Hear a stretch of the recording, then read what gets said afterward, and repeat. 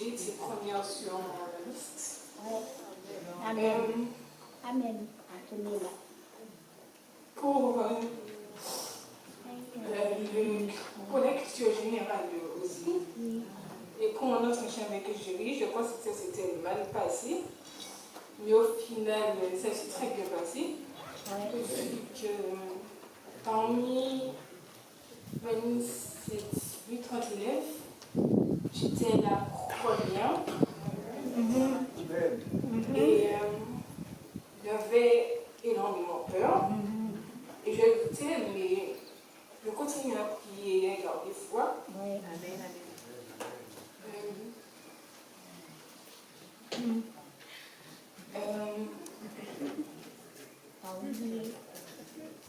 Oui, et au final, j'ai été admise à Fort-de-France, du coup.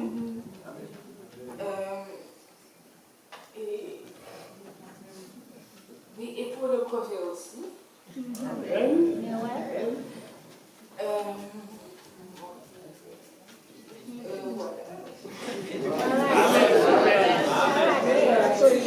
On a beaucoup prié, elle et moi, et pas une fois, elle a douté.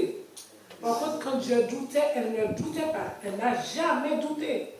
Par contre, pour elle, quand elle veut quelque chose, elle va à fond. Et l'histoire de doute, si elle ne se pose jamais ces questions. Mais moi, je me pose ça en moi-même. Mais elle, pareil, quand elle a posé quelque chose, elle y va. Donc, ça s'est très bien passé. Même sa dernière année sa dernière trimestre, ça a été, c'était félicitations, bravo, mais ça m'a pas donné. Mais quand même, la barrière a été vraiment haut pour moi. Avec elle, j'ai posé haut la barrière, tous les gâteries, les plaisanteries, les choses terminées, portables, tout, télé, rien, 14 de moyenne, ou bien rien du tout. Et puis, ça a porté ses fruits.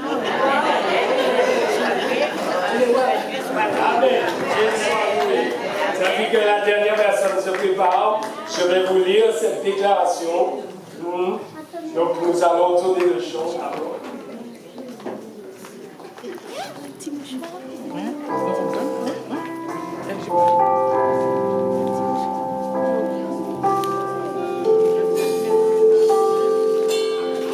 Je t'exalte.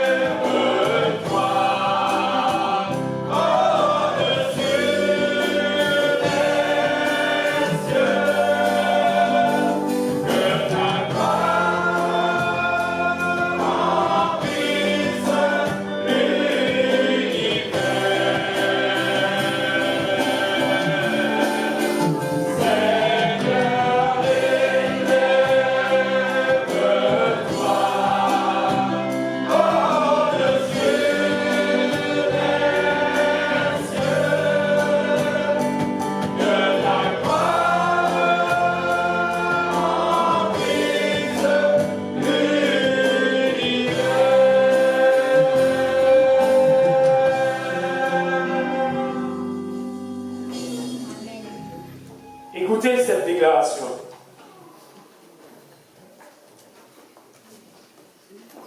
Quelle étrange façon d'affronter une armée ennemie.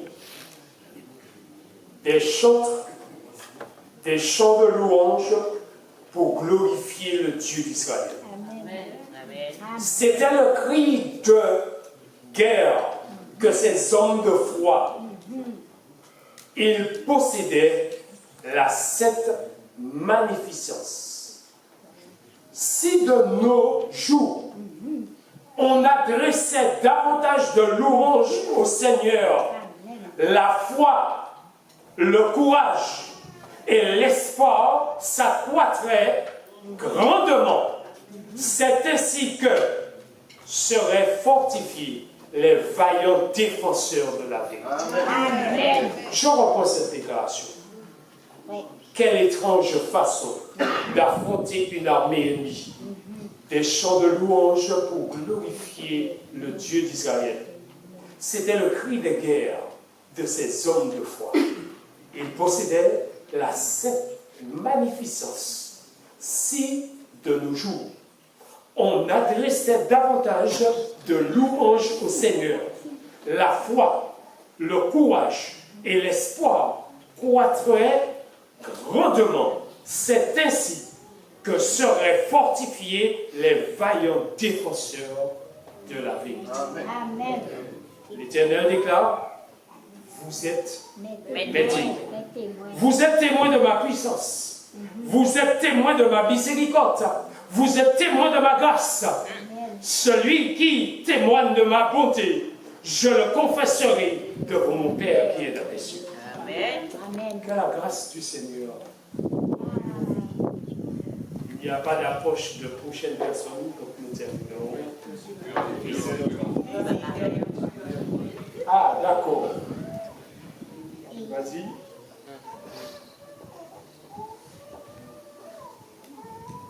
Mes bien-aimés frères et sœurs, je ne suis pas amateur de culte long.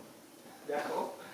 Mais ce matin, Oui, mais amateur de témoignage. Oui, puisque c'est le culte qui doit être long. Voilà. Beaucoup de paroles. Mais le témoignage. Lorsque j'ai écouté Laetitia, la sœur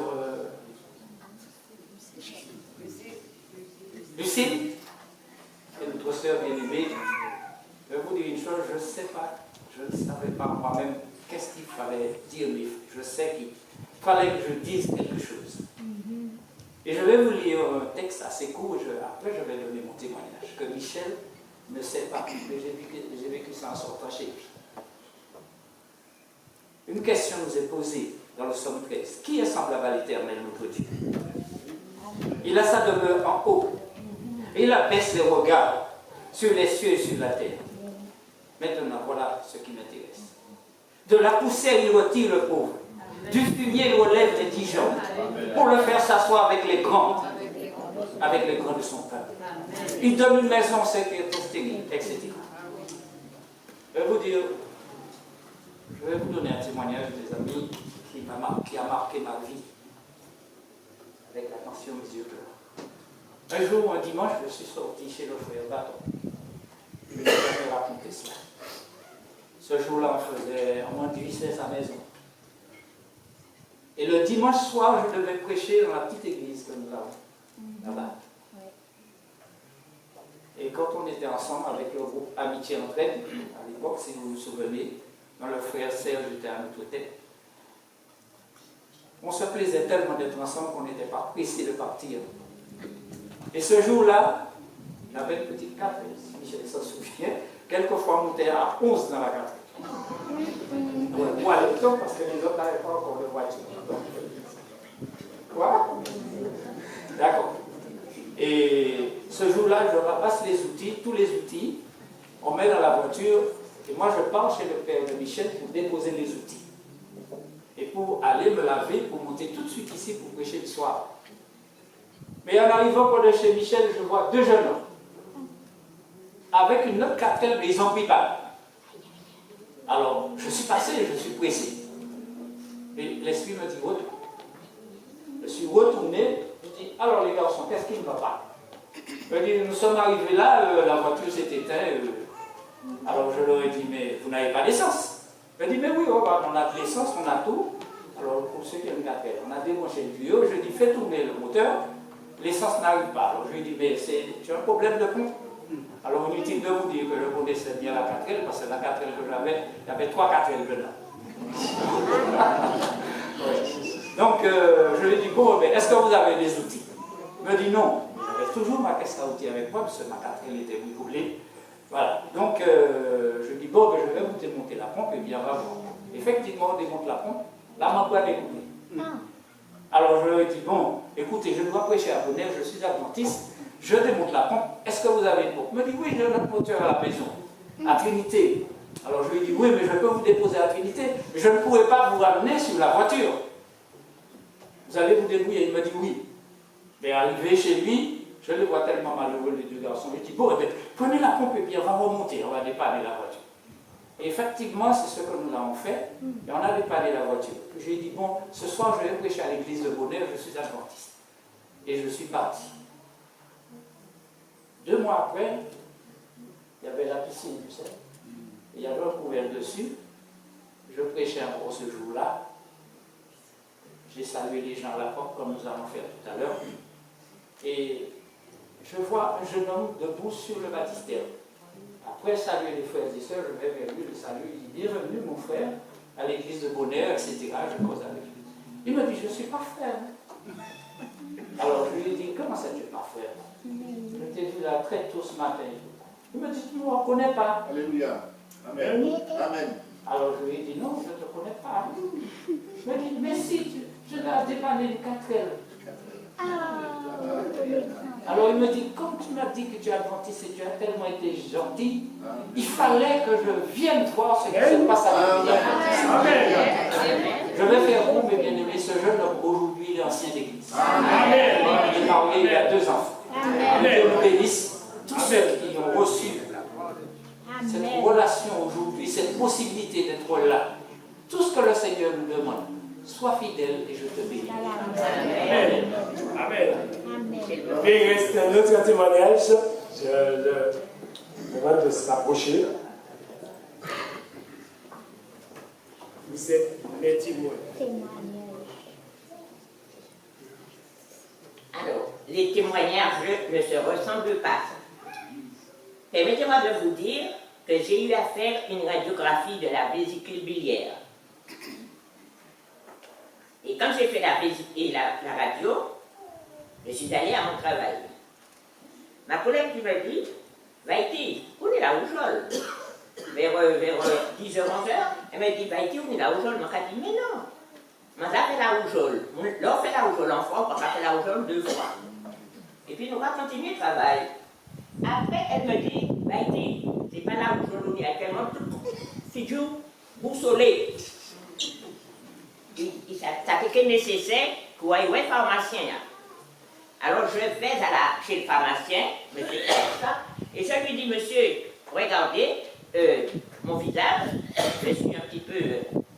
Est-ce que c'est. Alors, je lui dis, est-ce que c'est le médicament? Parce que j'ai fait une radiographie de la vésicule biliaire et vous m'aviez donné du soluble biloctine. Il ne me sonnait pas le produit, il se pourrait que ce soit les rayons. Voyez le radiologue. Alors, je vais voir le radiologue.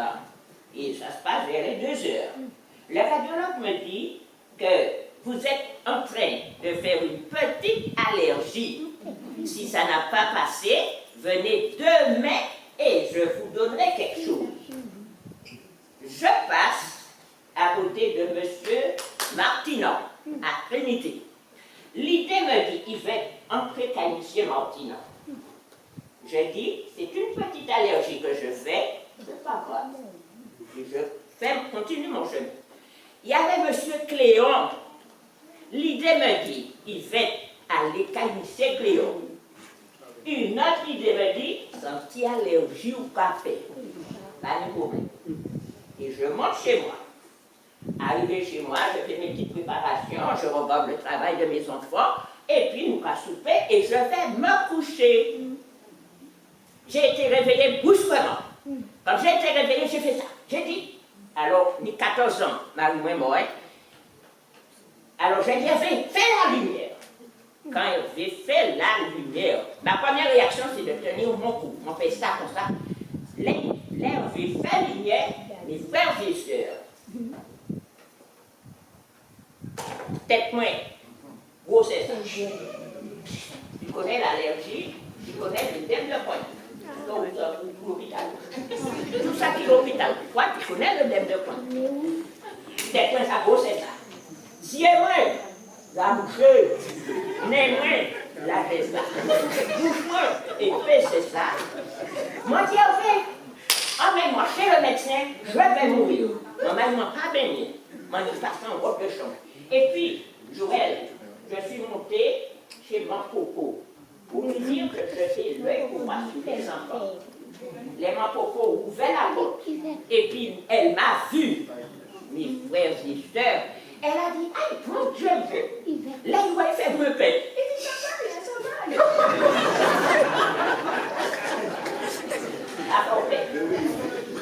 Elle est descendue en catastrophe. Nous sommes arrivés chez M. Martinan. Nous avons frappé. Il a regardé par sa lucarne et nous sommes entrés. Quand nous sommes entrés, il a mis ses deux mains sur sa tête.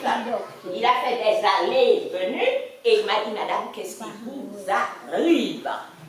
Je lui ai raconté l'histoire. Il m'a dit, j'ai déjà vu des œdèmes, je n'ai jamais vu comme le vôtre. Il a commencé à siffler. Finalement, je me suis assise et il m'a fait une injection au bras gauche, intraveineuse, qui a duré 3 quarts d'heure. Pourquoi 3 quarts d'heure? Parce que c'est goutte à goutte qu'il jetait le produit et à chaque fois, il me demandait comment je me portais. Quand il a fini de faire l'injection, il m'a dit, si vous étiez venu un quart d'heure plus tard, il serait trop tard. Amen. Il ne m'a pas hospitalisé. Je suis montée chez moi. Et le lendemain, l'œdème s'est généralisé. Tout comme un enflé. Quand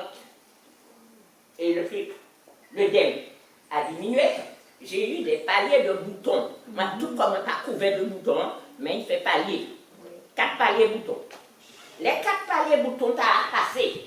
Je suis devenue jaune comme un citron. Madame Florimond, il parle à Jodia, Mané.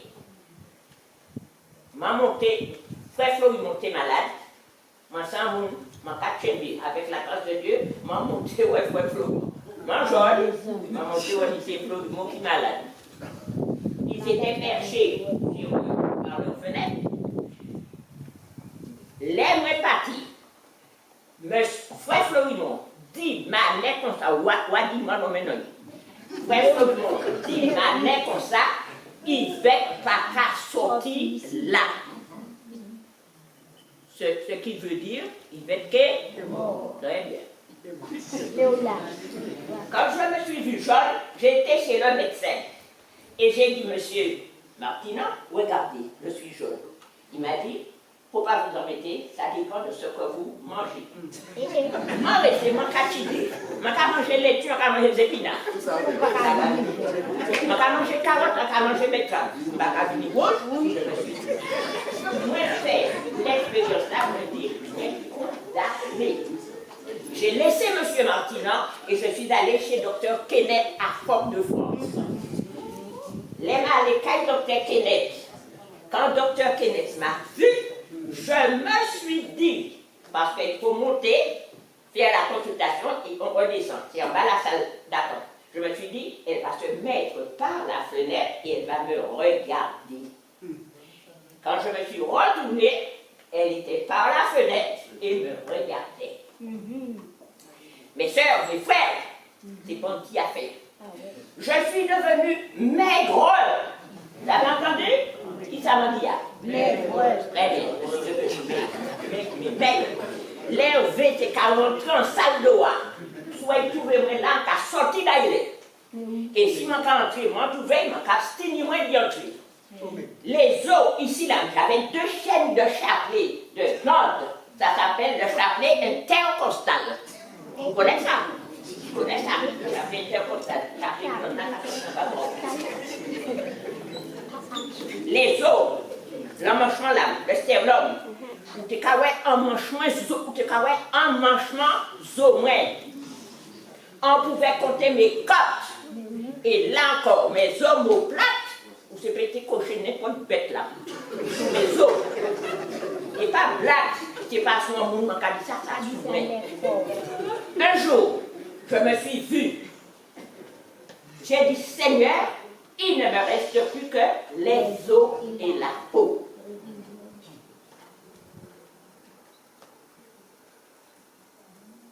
Je me suis mise à genoux près de mon lit et j'ai prié.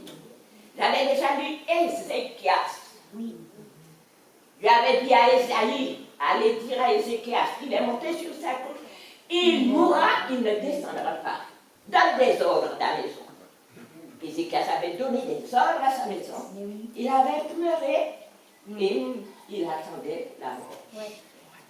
Quand Esaïe allait dans la cour, Dieu a dit à Ézéchias, Esaïe, retourne vers Ézéchias et dis-lui que j'ai entendu sa prière, j'ai vu ses larmes, je le guérirai et j'ajouterai quelques années à sa vie. J'avais déjà lu ça.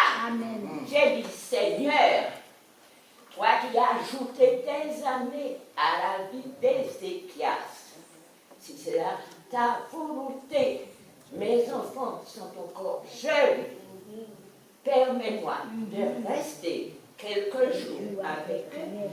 Mais si c'est là ta volonté. Amen. Amen. Valérie avait 10 ans. Mes frères et sœurs, Dieu a converti les jours en années. Amen. Aujourd'hui, Valérie a 54 ans. Valérie, 54 ans. Amen. Amen. Dieu m'a conservé le souffle Le du vie jusqu'à maintenant. Là où je suis, j'ai l'épée de Damoclès sur ma tête, car je souffre de cancer. Mais je n'ai pas peur. J'ai dit, Seigneur, tu es le médecin par excellence. Tu es le bon en Galahad et tu es long en silence. Si tu ressuscites les morts, tu peux t'occuper de moi. Amen. Mes frères et sœurs, quel que soit ce que vous avez, quelle que soit dans la situation où vous vous trouvez, remettez-vous entre les mains du grand Dieu, le Seigneur Jésus. Et pas vous te dit à rien, pas fait à rien, moi la main. Que Dieu soit là. Gloire à Dieu. Amen. Tu as compris, c'est Haïti, pourquoi je t'avais fait signe d'attendre. Je savais que c'était le témoignage. Et le moment où venu, tu devrais le donner quand Dieu te pousse à le donner. Vous êtes mes témoins. C'était le titre du message d'aujourd'hui. Vous êtes mes témoins. Beaucoup parmi vous sont des témoins qui n'ont pas témoigné aujourd'hui, mais qui auront l'occasion de témoigner parce que le culte doit être court, laissant la possibilité à ceux qui sont témoins de la grâce, témoins de la puissance, témoins de la miséricorde, témoins du pardon, témoins du témoignage, puissent rendre gloire à Dieu et dire ce que Dieu a fait dans vos vies. Amen. Que le Seigneur vous aide à garder la foi, à persévérer dans le témoignage, car vous avez lu avec moi cette déclaration qui dit, si tu confesses de ta bouche et que tu crois de ton cœur, tu seras sauvé. Le témoignage sauve, parce que c'est bien ce que Dieu avait ajouté à cette femme qui avait été guérie. Quand la femme est venue le remercier dans le témoignage, il a dit, frère Jean, il ajoute, le salut à sa vie, tandis qu'elle était déjà guérie. Que le Seigneur vous bénisse. Amen. Comme nous avons beaucoup chanté, je t'exalterai Seigneur, nous avons de ce chant.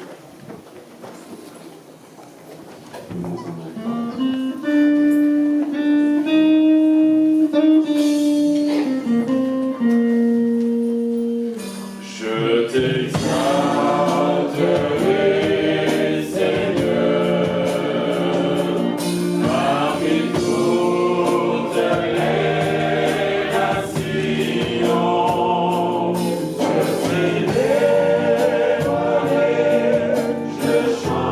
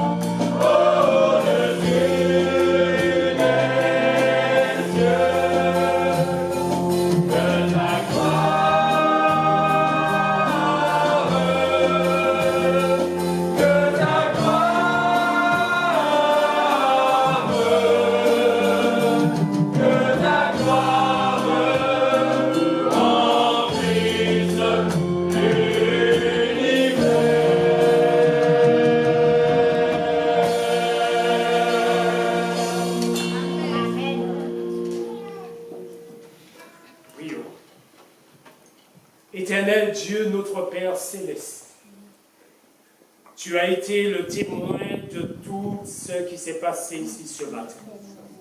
Ta parole l'a dit, si tu confesses, je te confesserai devant nous, Père céleste. Tu as déclaré dans ta parole que celui qui témoigne de ta grâce et de ta bonté, tu te manifesteras davantage dans sa vie. Que tous ceux qui ont témoigné, ceux qui ont eu le désir de le faire, mais qui n'ont pas pu le faire par rapport au temps, ceux qui devaient être avec nous comme Gilbert, mais qui est touché par la maladie, que ton Saint-Esprit envoie un ange puissant dans sa maison, que tu le touches si ça doit glorifier ton nom, que tu le rétablis dans le nom puissant de Jésus, et que louange, honneur et gloire te revient parce que tu es le seul digne d'accomplir une telle chose. Renvoie-nous avec ta paix, avec ta grâce et ta bénédiction, et que chacun se voit témoin de ta grâce, témoin de ta miséricorde, témoin de ta puissance, et qu'il puisse témoigner là où tu auras besoin de lui. Que le nom de Jésus soit glorifié dès maintenant et à jamais. Amen.